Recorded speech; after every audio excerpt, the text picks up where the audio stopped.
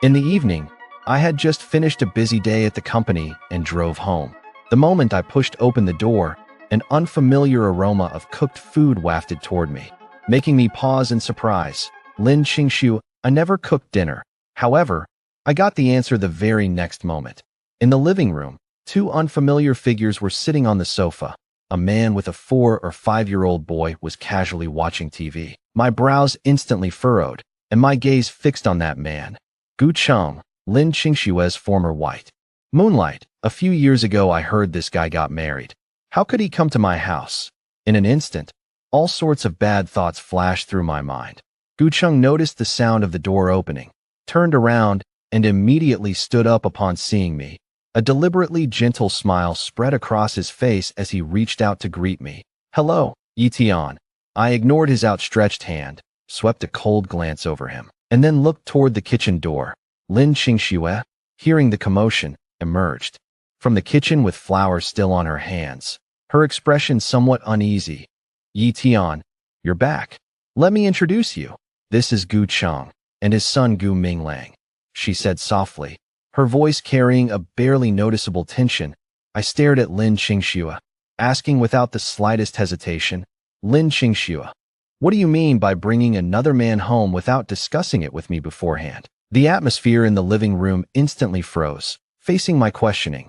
Lin Qingxue took a deep breath, as if she had been prepared for this. She walked beside me and lowered her voice, saying, Yi Tian, Gu Cheng is going through some difficulties right now and has nowhere to go. He'll stay with us for a few days temporarily. Don't be so stingy. Stingy. I find these words particularly ironic and can't help but raise my voice. You're the one being petty. Damn it. This house was bought outright by my family, and you brought another man home without my permission, and you even want him to stay here for a few days. Did your mother fail to drain the amniotic fluid properly when she gave birth to you, leaving you with the nerve to say such things to me? Yi Tian, you, bastard. Lin Qingshue's face instantly flushed red. She was clearly provoked by my insults. Gu Cheng stepped in at this moment, wearing an innocent expression on his face. Yi Tian, don't speak to Qingxue like that. I came to find Qingxue on my own. It has nothing to do with her. She knows I was tricked into marriage and have nowhere to stay for now, so she thought of letting me stay for a few days. If you mind, I'll leave with my son right away. His words sounded like he was defending Lin Qingxue, but I could tell he was implying that I had bullied Lin Qingxue and deliberately added fuel to the fire. I was already suppressing my anger, and hearing this made me lose control. What a load of bullshit. Marriage fraud. Go online and see which woman committing marriage fraud would give birth to such a big child for a man. I think it's you, a useless wimp with no character, who drove your own wife away. Now you come crawling to Lin Qingxue, this brainless fool, to pick up the pieces.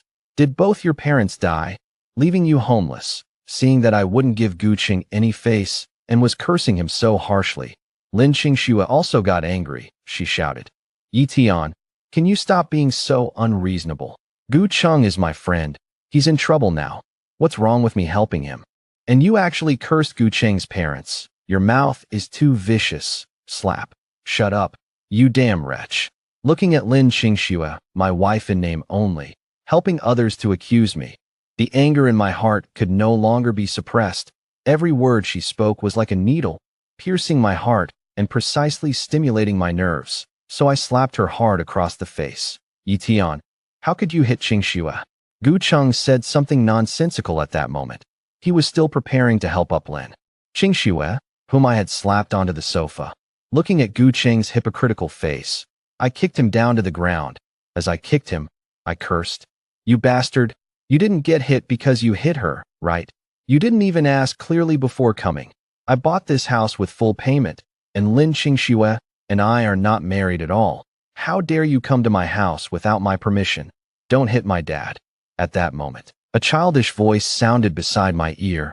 I looked to the side, where a little boy who somewhat resembled Gu Cheng was timidly watching me. But I still had a bit of decency. I looked at the child and said, You little brat, if you have the guts, come over here. I'll beat you up too. Lin Qingxue wanted to say something more, but seeing my fierce, almost predatory glare, she finally shut her foul mouth.